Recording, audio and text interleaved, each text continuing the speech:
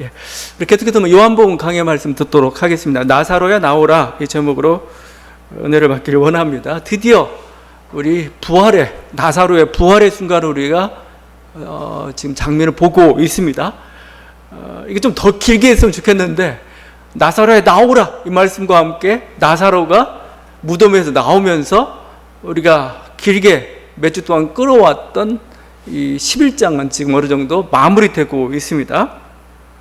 계속 말씀드리지만 이 나사로야 나오라 하면서 이 나사로가 살아나는 것은 단순히 소생의 기적이 아니라고 그랬죠. 부활의 기적입니다. 부활. 그건 앞에서 나왔지만 지금 나흘이죠. 나흘. 하루 이틀 사흘 나흘입니다. 4일째 벌어진 그 일이기 때문에 그렇습니다. 실제 그래서 죽음과 관련된 유대인들의 어떤 그 뭐랄까 어떤 죽음에 대한 어떤 태도, 죽음에 대한 어떤 생각들을 랍비들의 글에서 읽어볼 수가 있습니다. 그들은 이렇게 표현합니다. 사흘이 지난 죽음의 상태는 유다인의 일반적인 관점에서 볼 때 생명에서의 절대적인 이탈을 의미하였다. 사흘이 지나면 3일입니다. 사흘이 지나면 얼굴은 알아보기 힘들고 시신은 부패하기 시작하며 그때까지 시신 주변을 배회하였던 영혼은 육체로부터 이탈한다. 그러니까 나흘은 뭐예요? 완전히 영혼이 떠난 거고 이거 완전히 죽어버린 겁니다. 완전히 죽어버렸는데 여기서 나사로가 살았다는 것은 바로 이것은 부활이다. 부활의 기적이다. 제가 이렇게 얘기하고 있는 거죠. 또 주님은 또 그 모습을 마지막 때 일어날 그 부활의 모습을 뭐요? 지금 나사로를 통해서 여러분에게 보여주고 있는 겁니다. 마지막 때 일어날 부활이 이렇게 일어날 것이다. 내가 바로 이것을 일으키는 존재이다 라고 보여주고 있는 거죠.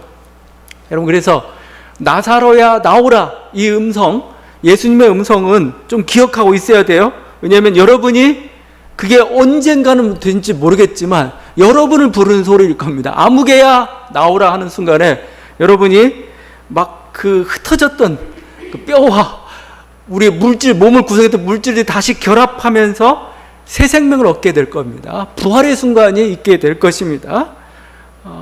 바로 그렇기 때문에 이 나사로야 나오라 이건 미래의 소리입니다. 미래의 소리. 미래 언제 여러분의 들려야 될 그 소리예요. 그 소리에서 여러분 이 소리를 좀 기억할 수 있기를 바랍니다. 지금 부활의 영광이 지금 뭐예요? 나사로를 통해서 지금 이 땅에서 실현되고 있다. 지금 그것을 좀 예수님 보여주고 있는 거죠. 이 부활이라는 건 사실은 인류의 오래된 소망이었습니다. 오랫동안 인류가 원했던 게 뭐냐? 부활이었어요. 이를 잘 보여주는 게 성경보다는 오히려 여러분 이집트의 피라미드 같은 겁니다. 이집트의 피라미드나 미라 잘 알죠? 그 피라미드는 뭐예요? 왕들의 무덤입니다. 무덤. 묘예요, 무덤. 그리고 미라는 뭐냐? 왜 복잡하게 그 시신을 보관하냐 이거요? 부활에 된 것 때문에 부활. 장차 부활의 몸을 입기 위해서 지금 육체적인 몸을 썩지 않도록 보관하는 겁니다. 그게 바로 미라예요, 미라. 그 옛 이집트인들 그러니까 거의 이거 언제입니까? 뭐 BC 3000년 뭐 2000년 3000년 그 시대죠. 그 시대에 그 이집트인들이 가지고 있었던 인간관을 조금 이해해 보는 게 좀 좋습니다.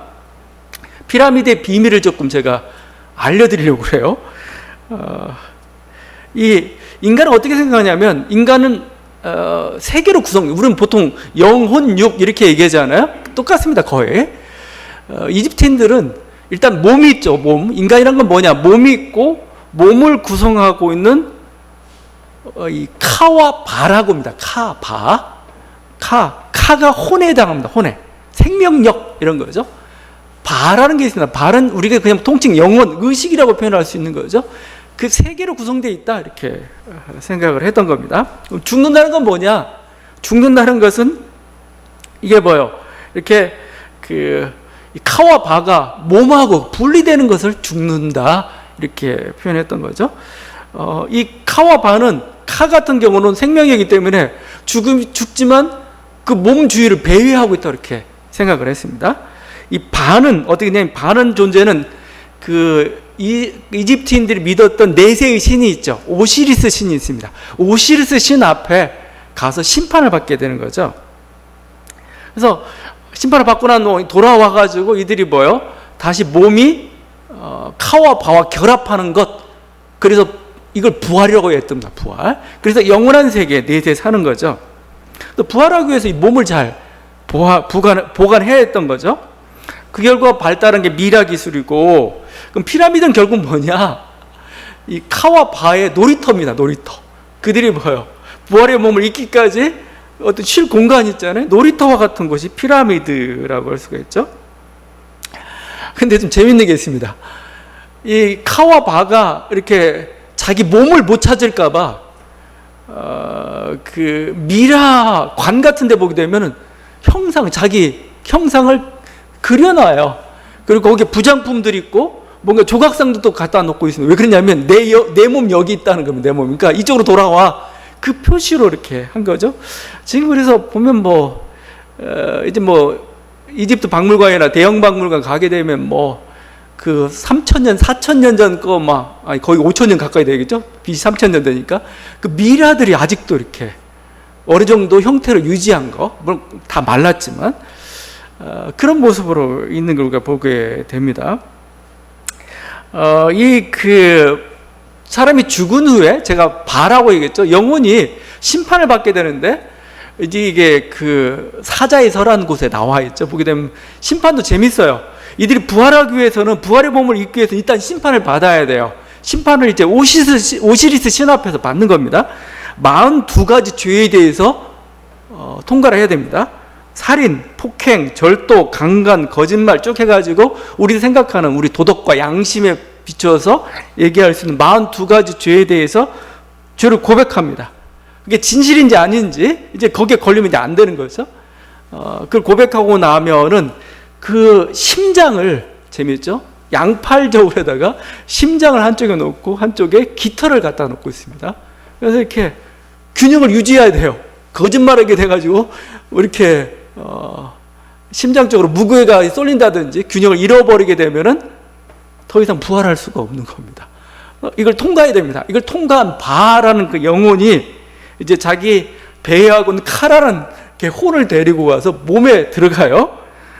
이게 부활의 몸입니다. 부활의 몸. 영원히 죽지 않을 부활의 몸이고, 이 부활의 몸을 입고서 내세, 영원한 세상, 이 세상은 아닙니다. 영원한 세상에서 살게 된다. 이게 가장 어떻게 보면 원초적인 부활신앙의 모습입니다. 부활신앙. 우리들이 소망하고 있는 모습을 가장 잘 드러내고 있는 게 이집트의 피라미드고 지금 미라인 거죠. 여러분은 어떻게 볼지 모르겠는데 지금 나사로가 나오는 장면은 마치 미라가 살아나는 듯한 느낌이 들었죠. 거기 보면은 동굴 무덤에서 나사로가 나오죠. 그 배로 수족을 동였죠. 수건이 머리에 감겨져 있죠. 미라와 비슷한 겁니다.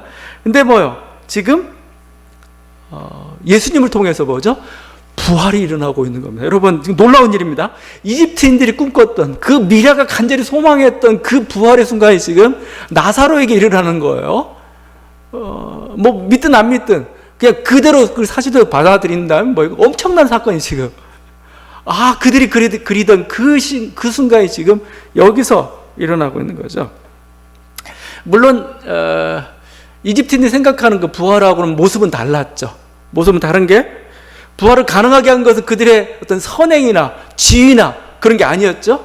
예수 그리스도에 대한 믿음이었죠. 믿음이 부활을 가능하게 했습니다. 부활이 일어나기 위해서는 뭔가 미래를 보관하고 뭔가 피라미드를 짓고 뭔가 인간표의 어떤 노력들, 그게 전혀 필요 없어요. 단 하나 필요한 게 있습니다. 그것은 주님의 말씀입니다. 말씀. 주님의 말씀, 나사로야 나오라, 이 말씀 한마디면 좋겠고, 이 말씀 한마디에 의해서 부활이 일어났던 거죠. 그래서 이 말씀이란 건 뭐예요? 여러분, 우리가 요한복음에서 자꾸 말씀 얘기하는 이 말씀은 단순히 문자가 아닙니다. 소리입니다. 소리일 뿐만 아니라 이 말씀은 단지 공개 파장만이 아니고 로고스라고 하죠. 로고스. 말씀 자체가 힘을 가지고 있습니다. 말씀 자체가 파워를 가지고 있는 거죠. 그래서 말씀은 영이라고 표현합니다. 살리는 영이라고 표현하고 있는 거죠. 바로 말씀 자체가 생명인 겁니다. 왜냐하면 말씀이 우리를 살리니까 실제 능력 그대로 나타나기 때문에 바로 말씀으로 살아나는 거지, 우리가 미라 시체를 보관하고 이래도 되는 건 아니에요.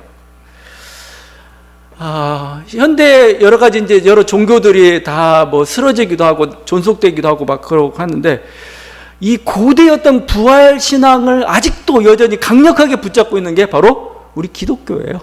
부활 신앙 아직도 강력하게 붙잡고 있죠. 기독교입니다. 실제 그래서 서구에서는 한동안 뭐 지금도 그렇습니다. 화장을 하지 않았습니다. 화장. 불이 태울 매장을 했습니다. 매장은 중요한 이유 중에 하나가 이거죠. 나중에 부활해야 되는데 화장은 좀 복잡하잖아요. 다 흩어져 버리니까 매장한 상태가 그래도 뭔가 사람들 생각에 금방 부활할 것 같은 생각이 들었나 봐요. 그래서 서구는 전통적으로 매장입니다. 매장으로 되었고, 뭐 우리나라 사회는 뭐 기독교 사회가 아니라서 그런지 그냥 경제적 논리에 따라 전부 화장으로 이제 다 가버리고 말았죠. 그런데 저는 뭐 이게 부활할 순간에 뼈 상태에서 부활하느냐, 아니면 뭐 이렇게 공중에 흩어진 재나 연기, 뭐 먼지 상태에서 부활하느냐, 그게 중요한 게 아니에요. 먼지냐 뼈냐가 중요한 게 아니고 말씀이죠, 말씀. 죽었던 것이 살아나는데 놀라운 기적이 있는 거고, 그걸 가능하게 하는 게 말씀인 거지. 뼈 상태에 있을 때 편하고 먼지 상태에 편하고 다 어려워요. 그거 다 죽었던 게 살아나는 게 얼마나 그건 그냥 1% 차이도 안 나요. 그러니까 화장하든 매장하든 상관이 없습니다. 오히려 중요한 것은 예수 그리스도의 말씀이죠. 말씀 있을 때 온전한 부활이 있는 겁니다. 자, 그런데 이 현대 어떤 우리들이 그 부활이 된 기대, 또 우리는 사도신경에도 분명히 몸이 다시 살아날 것을 고백하고 있죠. 근데 여러분 정말 그걸 희망하고 있어요? 내 몸이 살아날 것을 기대하고 있냐 이거요? 왜냐하면 우리들에게 그 이후에 우리들이 가지고 있는 것 중에 하나가 영혼 불멸에 대한 생각입니다. 영혼은 불멸하다. 죽어서든 의인이든 악이든 계속해서 영혼은 불멸하다. 그 다음에 뭐요? 우린 지금 영혼이 가서 쉬고 있는 천국을 우리가 얘기하잖아요. 천국. 우리가 어떤 우리 고인이, 아니 우리 믿는 자가 돌아가셨을 때 바로 고인은 하나님 품에 있습니다. 천국에서 우리 그렇게 고백하잖아요. 영혼의 천국을 고백하고 있으니까 부활까지, 몸의 부활을 얘기하는 순간 좀 복잡해지잖아요. 실제 그 단테가 그리고 있는 신곡에서는 사람이 죽자마자 천국과 지옥이 결정이 됩니다. 그리고 연옥도 결정이 되고, 죽어서 바로 가는 곳이 천국이고 지옥이죠. 죽은 자들이 뭡니까? 그 카론의 배를 타고 그 강을 건너면 그 돌아오지 못할 곳이 되고 막 그렇게 되잖아요. 여러분, 그래서 약간 조금 여러분이 오늘 좀 정리해야 되고, 좀 신학적으로 제가 약간 여러분 복잡하게 만들 수도 모르겠지만 굉장히 중요한 문제이기 때문에 좀 얘기를 하려고 합니다. 이 몸의 부활 사상이라는 건 결국은 히브리적 인간관이 담고 있는 하나의 내세된 그림이라는 겁니다. 여러분이 좀 이걸 좀 이해를 하셨으면 좋겠습니다. 히브리인들에게 있어서는 인간은 뭐예요? 몸이 없으면 인간이 아닙니다. 그냥 단순해요. 그냥 몸을 가지고 있는 게 인간이에요. 몸이 없는 것은 귀신이거나 불완전합니다. 영혼만 있는 것은 플라톤 쪽은 사상 쪽은 가능해요. 그런데 히브리 사상 쪽은 영혼만 존재한다는 것은 잘 개념, 구약에는 여러분 찾아볼 수가 없어요. 이제 나중에 갈수록 이제 그게 결합하고 있는 거죠. 보통 플라톤 사상 우리가 이분법적 체계라고 얘기합니다. 인간은 어떻게 얘기해요? 몸이 있고 영혼이 있다 이렇게 표현하는 거죠. 하여튼 이분법적 체계에서는 영혼이 중요하니까 뭐예요? 몸에 대한 미련이 없죠. 그렇잖아요? 여러분 지금 이제 제가 어느 것이 좋은지 여러분 묻고 싶어요? 여러분 그냥 영혼이 사는 어떤 천국이 좋아야 나중에 여러분 몸과 함께하는 그 천국이 여러분 좋습니까? 이거 한번 다수결로 한번 결정해보고 싶은데, 이게 서구의 이분법적 체계 속에 굉장히 길들이는 우리들에게 있어서 약간 이게 조금 차이를 둬야 된다는 게 약간 조금 낯설 수가 있습니다. 영혼이 천국 갔으면 됐지 왜 복잡하게 몸까지 부활해야 돼? 배 튀어나오고 생긴 거 이렇게 생겼고 나이 들었고 뭔가 없고 뭐야? 어떤 몸으로 부활한다는 거야? 그래서 어거스틴이 누가 물어봐요. 한쪽 팔이 없는 사람이 와가지고 부활하면 저 어떻게 됩니까? 제 팔은 어떻게 됩니까? 물어보니까 어거스틴이 청년 시절 아주 아름다운 모습으로 너무 부활할 것이다. 그럼 천국엔 청년밖에 없는 거예요. 하여튼 여러 가지 복잡한 문제들이 많이 발생을 합니다. 근데 조금 그렇죠. 이게 잘 편안히 있는데 부활에 다시 몸을 입어야 된다는 것은 여러분이 쉽게 연결시키기에는 쉽지 않은 그런 부분입니다. 사실 부활절이라는 것도 예수 그리스도의 부활을 우리가 찬양하고 승리를 찬양하지만 나도 부활할 것이다 라는 것에 대한 것을 가기엔 좀 쉽지가 않습니다. 그래서 이건 어떻게 보면 부활에 대한 강력한 사상은 어떻게 보면은 바울로부터 시작이 됐던 거죠. 바울뿐만 아니라 유대인들도 그걸 가지고 있어요. 유대인들의 인간관 속에서는 몸이 없는 건 인간이 아니기 때문에 반드시 몸이 있어야 되는 거죠. 그래서 바울은 잠에 비유해서 잠이란 건 결국 뭐예요? 어떻게 됐든 뭐예요?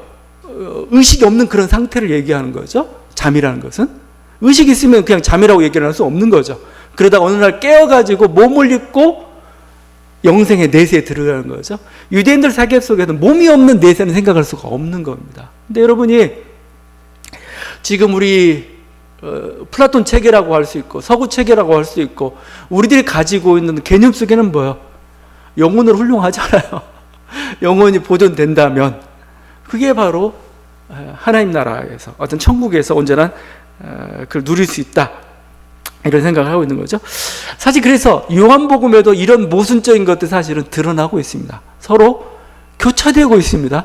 여러분이 이 의미를 좀 보라는 겁니다. 예수님이 나중에 14장에서 떠나신다고 하니까 제자들이 난리가 났습니다. 막 근심에 쌓였습니다. 이런 제자들 향해서 예수님이 뭐라고 말씀하냐 이렇게 얘기합니다. 내 아버지 집에 거할 곳이 많도다. 그렇지 않으면 너에게 일렀으리라. 내가 너희를 위하여 거처를 예비하러 가노니 가서 너희를 위하여 거처를 예비하면 내가 다시 와서 너희를 내게로 영접하여 나 있는 곳에 너희도 있게 하리라. 지금 예수님이 십자가와 부활을 통해서 천국을 지금 마련해 놓겠다는 거. 아버지 집이죠. 내가 이 집을 마련해 놓을 테니까 다음에 너희 와서 여기 이제 나와 함께 거하게 될 거야 라고 얘기하고 있어요. 그럼 언제 거길 가느냐는 거예요? 여러분 죽는 순간입니다. 여러분 죽음의 순간입니다. 죽음의 순간은 우리 이제 뭐요? 아버지 집으로 이렇게 가는 거예요. 이제 거기서 우리 예수님과 온전히 한전 그걸 우리가 천국이라고 얘기하는 거죠. 이 천국은 뭐예요? 지금 이 말씀 속에 여러분이 이 말씀의 의미를 좀 느끼셔야 되는데 이 말씀을 하실 때 천국은 이제 뭐예요? 부활의 때로 연장되는 게 아니고 이미 가까워져서 더 가까워져서 어디까지 가까워졌어요? 여러분의 죽음의 때까지 가까워졌습니다. 이제 여러분이 죽음의 순간이 바로 천국에 들어가는 순간이에요.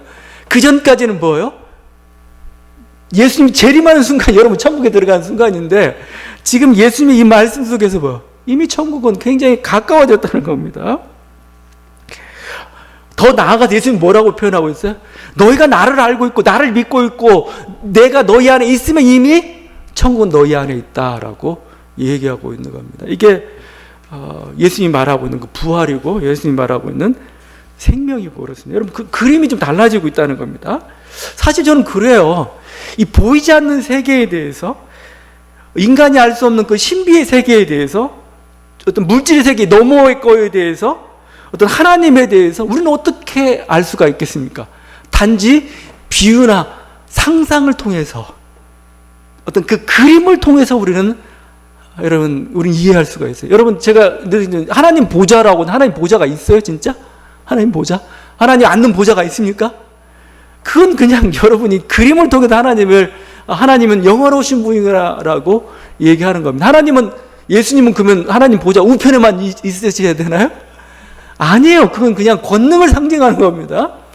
예수님이 만약에 왼편에도 앉아 있을 수 없다면 그건 하나님이 아닌 거죠. 공간에 지금 제한을 당한 하나님이 어디가 있습니까?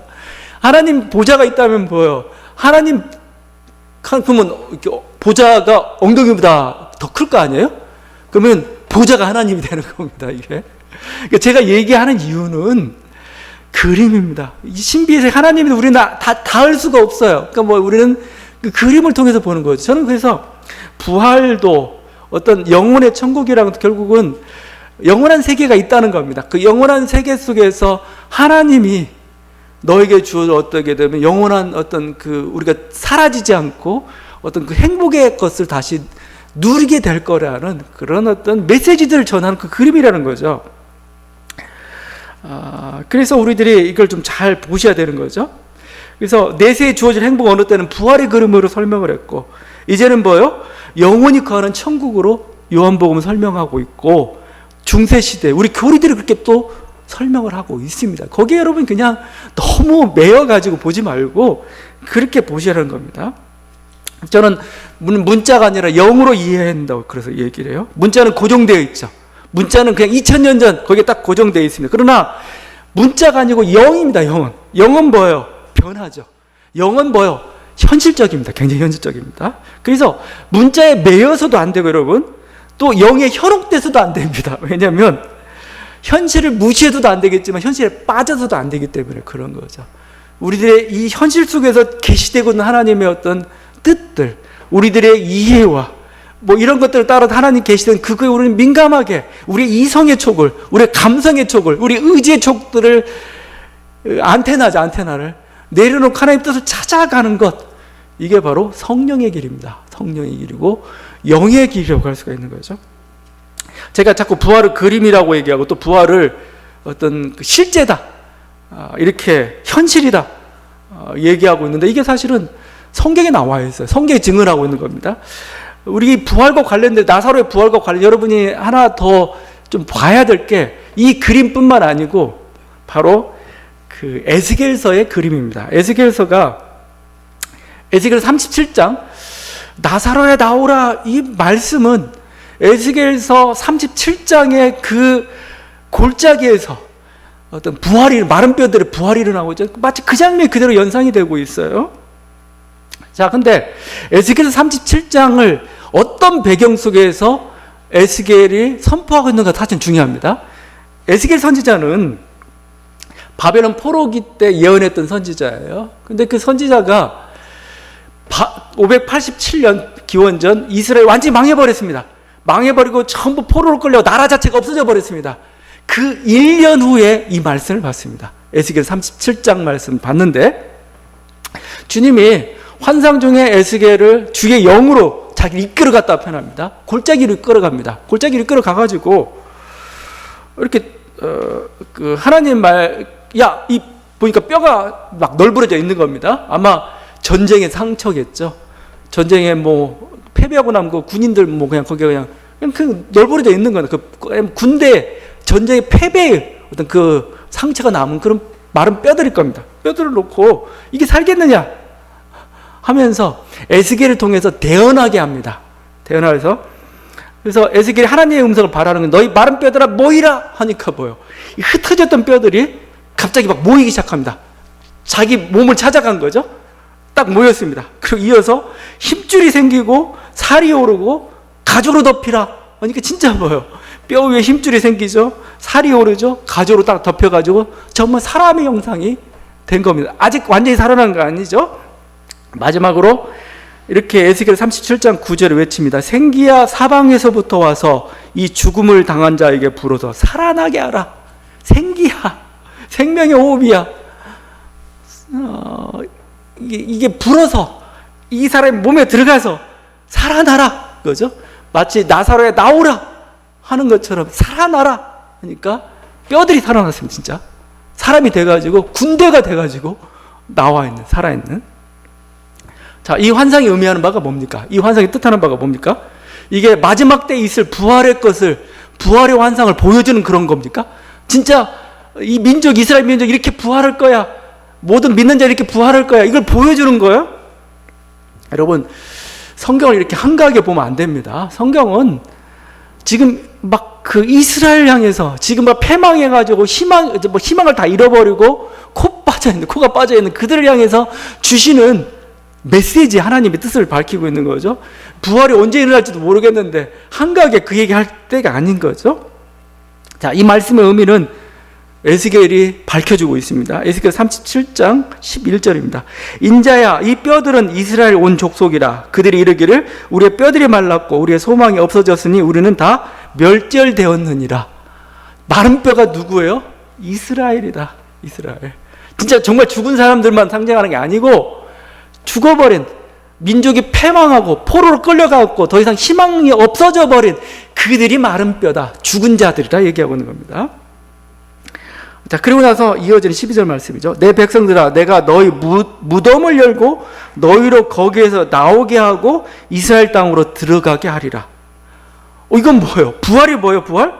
이스라엘이 해방되는 것, 이스라엘이 포로로부터 귀환하는 것, 이게 부활이다 얘기하고 있는 겁니다. 이게 굉장히 역사적인 거죠. 굉장히 역사적인 겁니다. 부활은 뭐 마지막 때 일어날 사건이 아니고 뭐요? 너희 민족이 이제 그 압제로부터 해방돼 가지고 다시 고향으로 돌아가는 것, 이게 부활이다. 그걸 보여주는 거죠. 민족의 부활이죠. 민족이 집단적으로 뭐 살아나는 그 부활이 아니고 포로에서 해방되는 것이 부활인 겁니다. 가난하고 약한 민족이 뭐예요? 강성해지는 것, 지도력을 찾는 것, 리더십을 찾는 것, 이게 민족 비전의 우리가 실현이라고 볼 수 있죠. 그게 바로 부활입니다. 두동강난 남북 왕국이 하나가 되는 것, 그게 꼭 부활이에요. 그 에스겔에서 이어지는 말씀입니다. 그 땅 이스라엘 모든 산에서 그들이 한 나라를 이루어서 한 임금이 모두 다스리게 하리니 그들이 다시는 두 민족이 되지 아니하며 두 나라로 나누지 아니할 것이니라. 지금 에스겔에서의 그림대로 보면 뭐요? 한 민족이 둘로 나뉜 게 죽음인 겁니다. 근데 그들이 뭐요? 하나로 되는 게 부활인 겁니다. 이게. 여러분, 이 하나님이 바라보고 있는 삶이 뭐고 죽음이 뭔지, 이 죽음과 이 부활의 의미가 뭔지를 좀 여러분이 좀 이 말씀을 통해서 잘 살펴볼 수 있기를 바랍니다. 다시 한번 민족이 허약하고 포로된 것이 죽음입니다. 해방되고 강성해지는 것이 부활입니다.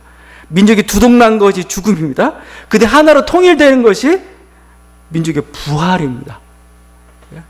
저는 그래서 왜 이걸 여러분이 좀 보셔야 되냐면은, 이게 이스라엘 향한 거지만 사실은 모든 민족에게도 향한 것이기도 하고, 실제 여러분이 이 부활 사건이 어떻게 일어나고 있는지를 말씀도 확인해 봐야 현실 속에서 일어나는 하나님의 역사를 여러분이 보고 찬양할 수가 있어요. 거기에 동참할 수가 있는 겁니다. 이번에 우리나라가 그 유엔에 있는 그 개발기구가 있죠. 웅크타드에서 개발도상국을 졸업을 했습니다. 뭐 유엔 역사상 처음이라고 하죠. 졸업을 해가지고 선진국으로 이제 들어갔습니다. 저는 대단한 사건이라고 봅니다. 그 대단한 사건. 여러분은 그냥 지나가는 그러니 아닙니다. 대단한 사건입니다. 지금 이건 민족 부활에 비견할 수가 있는 겁니다. 민족 부활에. 왜냐하면 그렇게 침략당하고 가난하고 갈라졌던 그 민족이 뭐요? 강성한 민족으로 지금 새롭게 출발하는, 그걸 세상이 인정해 주는 거죠. 만약에 통일에까지 이른다면 온전한 또 하나의 부활이라고 할 수가 있을 겁니다. 여러분이 그래서 민족 부활이라는 말을 쓸 수가 있어요. 왜냐면 성경이 쓰고 있잖아요. 그거에 대해서. 또 이 부활이라는 거에 대해서 정말 우리는 막 죽어서 가는 그것만이 아니고, 우리 역사 속에서 뭐요? 일어나고 있는 생명에 약동하는 현상들, 어떤 생명에 넘치는 그 힘들이 발현되는 것, 이게 바로 부활인 겁니다. 우리가 이제 그런 선상에 저는 그래서 우리가 선진국이 되었다는 게 굉장히 중요한 거라고 생각을 하는 게, 뭐 그냥 자랑하라는 얘기가 아닙니다. 자세가 달라져야 되죠. 개발도상국일 때는 여러분 어땠습니까? 항상 거지 같은 자세였어요. 뭐뭐 주세요. 저는 예외로 해주세요. 저는 이렇게 하겠습니다. 거짓도 뭣도 다. 선진국은 그렇게 하면 안 됩니다. 선진국의 자세는 뭐요? 내가 책임지겠습니다. 내가 이끌어가야 됩니다. 기후 변화에 대해서, 세계적인 어떤 문제에 대해서, 동북아 이거에 대해서 뭐요?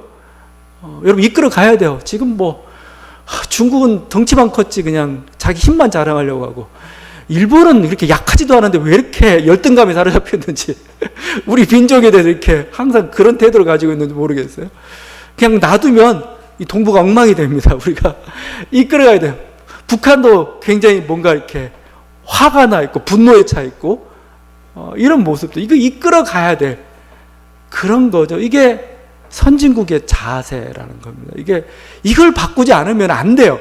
지금 우리가 그 와중에 있는데 그걸 못하고 지금 아직도 개발도상국이만 칭얼대고 누구한테 의존하고, 그래서 어떻게 보면은 하나님의 어떤 민족사를 향한 부르심에 부응할 수가 없는 겁니다.